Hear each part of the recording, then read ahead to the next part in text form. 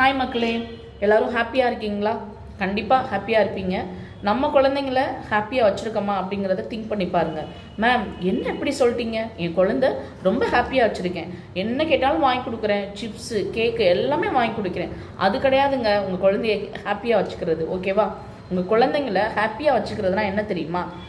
ஒரு ஸ்போர்ட்ஸ் ஈவெண்ட்டில் என் பையன் தோற்று போயிட்டாரு, நான் பரவாயில்லப்பா அடுத்த ஈவெண்ட்டில் பார்த்துக்கலான்னு தட்டி கொடுத்துட்ருக்கேன். என் பக்கத்துலேயே உட்காந்து ஒரு அம்மா அந்த பையன் தோற்று போனதுக்கு திட்டுறாங்க, அவ்வளோ ஹார்ஸான வார்த்தையில் திட்டுறாங்க, அடிக்கிறாங்க, இந்த நீ திங்க தான் லாய்க்குன்னு சொல்லி பேசுகிறாங்க.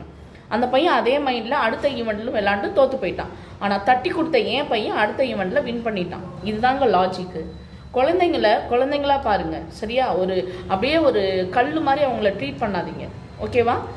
உங்கள் குழந்தைங்க ஒரு ஜெயிச்சுட்டு வரல அப்படின்னா ஓகேம்மா அடுத்த தடவை பார்த்துக்கலாம்டா, அதனால் ஒன்றும் இல்லைம்மா அப்படின்னு சொல்லி என்கரேஜ் பண்ணிங்கன்னா நம்ம அம்மா நம்ம அடுத்த ஈவெண்ட்டில் கண்டிப்பாக நம்ம ஜெயிச்சு காட்டணும் அப்படின்னு அவங்களுக்கு தோணும்.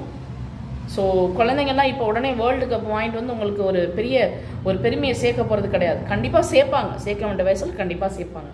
சரியா? தட்டி கொடுத்து கொண்டு வாங்க. தேங்க்யூங்க. Love you all. பிடிச்சிருந்தா ஷேர் பண்ணுங்கள்.